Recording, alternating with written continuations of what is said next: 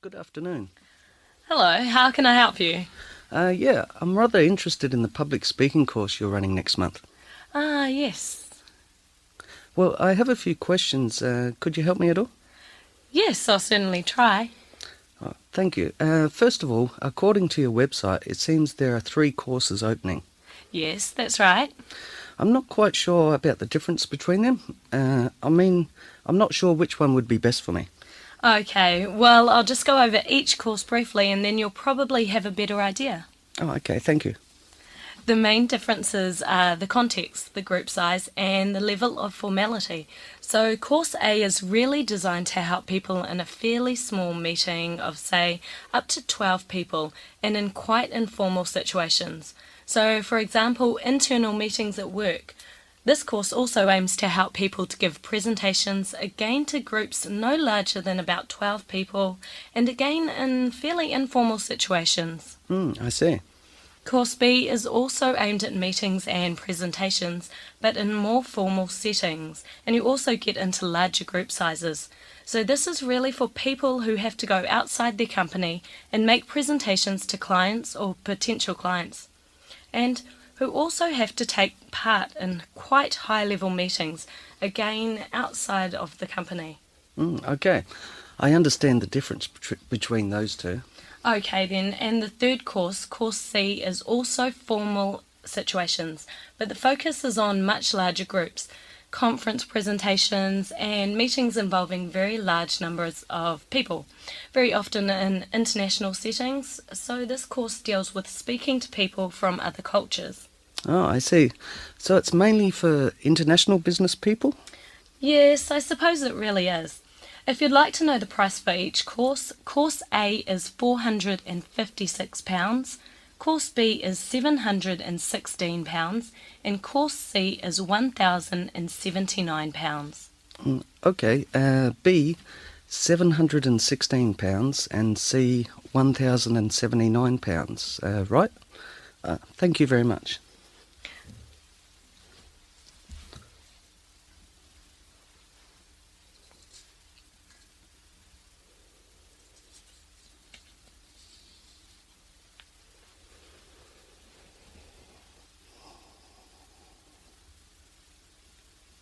So, what course do you think would be best for you?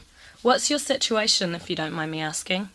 Well, to be honest, I started a new job about 2 months ago, and it does involve a lot more meetings, and, well, I just get very nervous in the meetings, and I find it quite difficult to get my point across. I see. Don't worry, you're not on your own. Our courses are usually full, so there are a lot of people just like yourself. Perhaps we all spend so much time in front of computers these days that we're forgetting how to communicate with each other. Yes, maybe. So it seems Course A would probably be best for you. Yes, it seems so. Do you have a course description for that one? Yes, I do. Just a second. Here we are.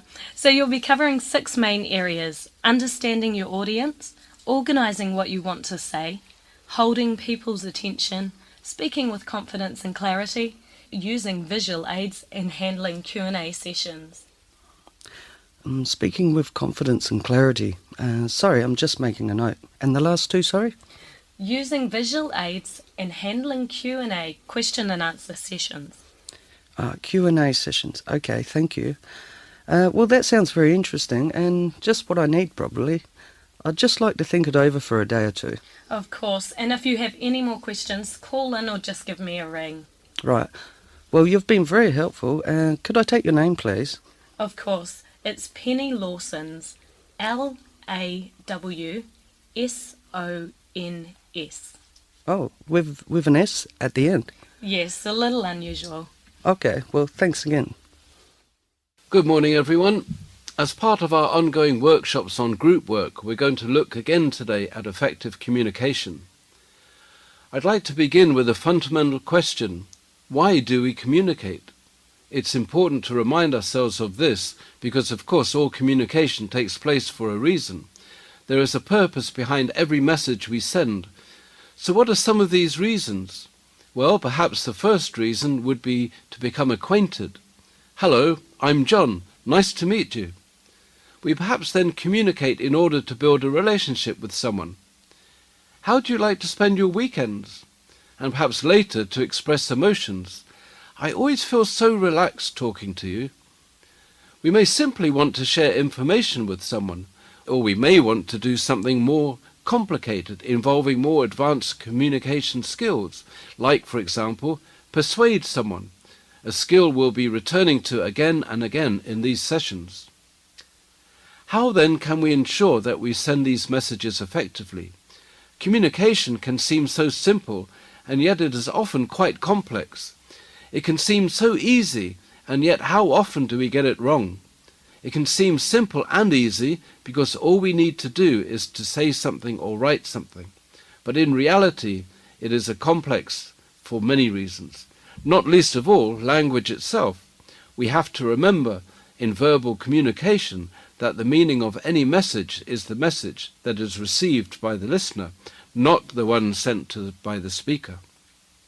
Unfortunately, as we know from experience, they're not always the same. Miscommunication can occur as a result of different interpretations of the words used, their connotation, the intonation used, and so on.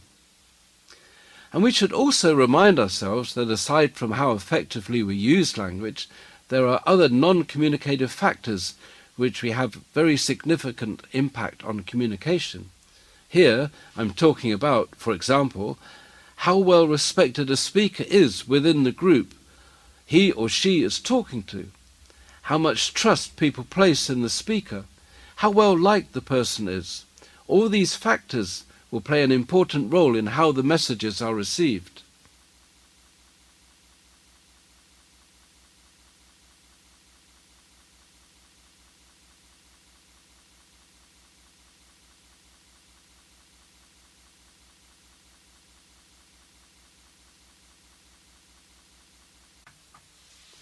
So moving on then, how do we improve our communication skills and become more effective? Let's consider what is perhaps the single most important skill, the starting point for everything else.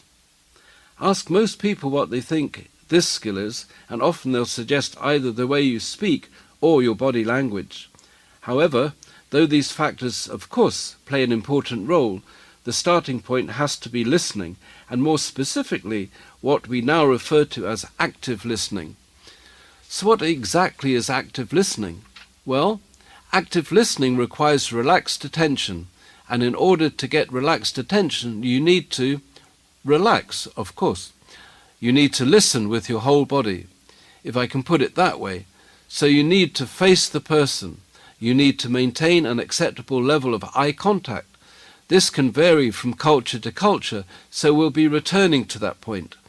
You need to try not to interrupt, but you do need to test your interpretation of what the speaker is saying at appropriate intervals. Manage to do all of this and you're engaged in active listening. And I'm sure you can see that there are so many advantages to active listening. First of all, it helps everyone to get on the same page. Secondly, communication doesn't take so long because you don't have to repeat messages as often. And probably it also helps to reduce the level of frustration in the group. And thirdly, it provides the clarity which the group requires in order for them to move forward. Having listened actively and understood clearly the messages sent, then, in order to move forward, of course, we need to talk to the other members of the group. And here again, speaking is a little like doing sport. You need to practice at it to get good. It doesn't just happen. Well, not for most of us anyway. So later we will be practicing and observing each other in a range of different situations. The basics, however, are firstly to be very clear. That's number one. Clarity comes from saying precisely what you want to say in as few words as you can and in a logical, organized way, so that the risk of being misunderstood is minimized. This, of course, includes avoiding digression. Another point is that you also need to avoid becoming over-emotional about what you're saying. Perhaps this sounds obvious, but quite often it can be quite difficult when the conversations are about important issues. Hello there. Can I help you? Hello, I've just enrolled on one of your language courses and they told me I'd be able to use this language lab. I see. So which language course are you going to do? Italian, intermediate level, the morning course. I see. Intermediate Italian. Well, the section you require is over there in the far corner. Let me show you. Okay, thank you very much. You can see that we've actually divided the resource material into two sections. This is section 1 here on the left, and this is section 2 on your right. Okay, so, sorry, what's the difference between the two sections? Well, section 1 is from beginner level up to end of pre-intermediate, and section 2 is from the start of intermediate to the end of upper intermediate. That's as high as we go, I'm afraid. For Italian, that is. We don't yet have any study materials for advanced levels. Okay, I see. So for people at your level, you're going to be mainly interested in section 2. But I say mainly because quite a few people like to go over language from lower levels sometimes. You know, just to brush up a little. So you may find some of the materials in section 1 useful as well. Okay, I can see a lot of worksheets here, but do you have listening material as well? Yes, we do. These worksheets just here. All of these link up to an audio file. You can find the audios by their reference number. You can see how the number lines up with the worksheet. Okay, I see. And where can I listen to them? We have a listening lab just through the door over there. The reason we keep the CDs here is that people can be noisy when they're looking for materials, so we thought it's best to keep the materials outside of the listening lab. That seems like a good idea. Now, to actually get into the CD cabinet, you'll need to ask the teacher on duty. They have the key. Unfortunately, we've had a few CDs gone missing, so we have to do that in that way. Okay, I see. For the same reason, I'm afraid you can't take the CDs out. You can only listen to them here. That also applies to all the worksheets. I see. Well, that's understandable. We do also have some graded readers. You know, easy novels you can read to build your vocabulary. Now, you can actually borrow these for a limited time. I see. How long is that? 2 weeks. So you have to bring the book back every 14 days. But as long as no one else has requested the book, you can take the book out for another 14 days.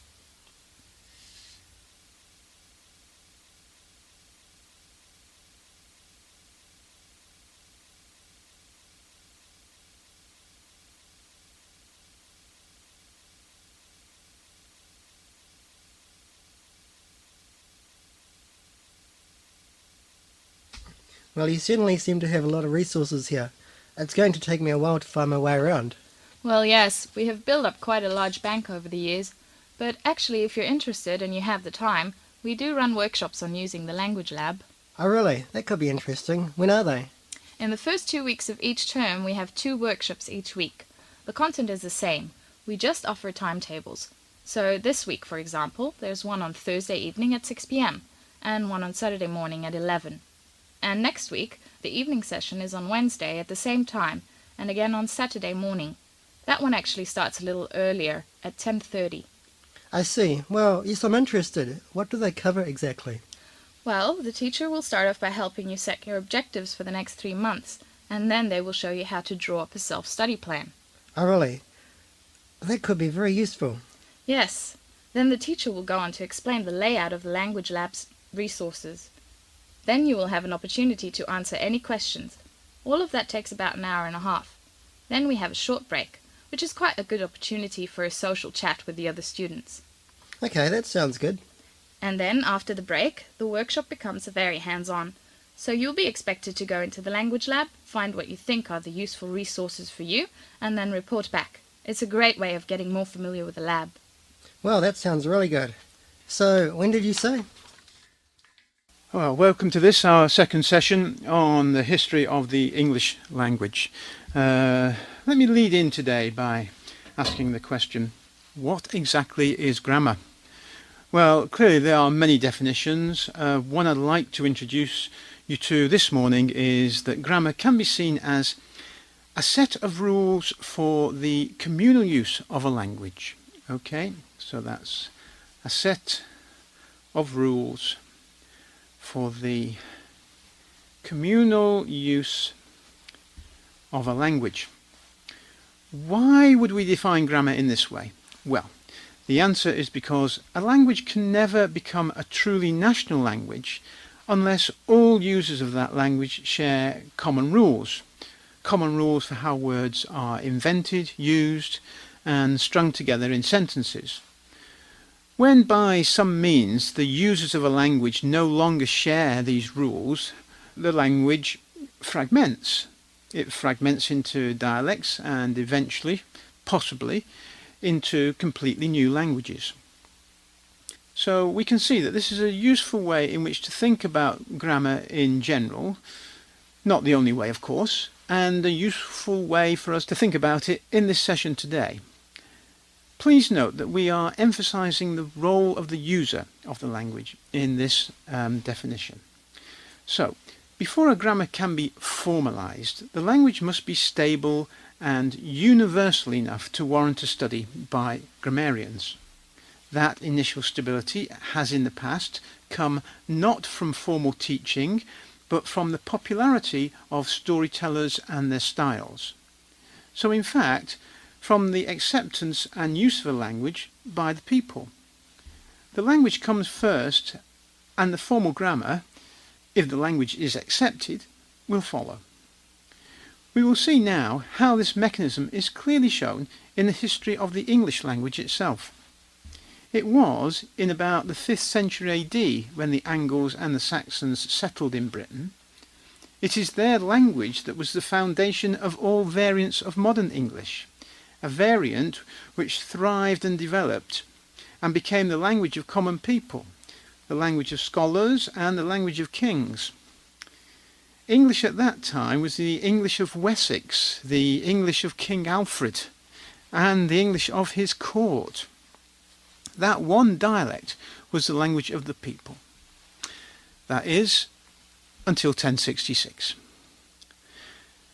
Following the death of Edward the Confessor, of course, a challenge arose between Harold Godwinson and William of Normandy.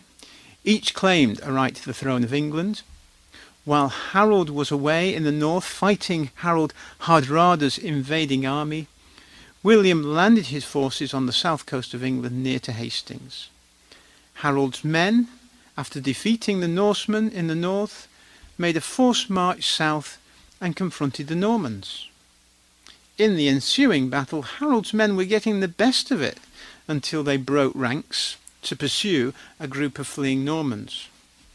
William took advantage of that brief indiscipline and broke the defenders' ranks. And the rest, as they say, is history. William was victorious.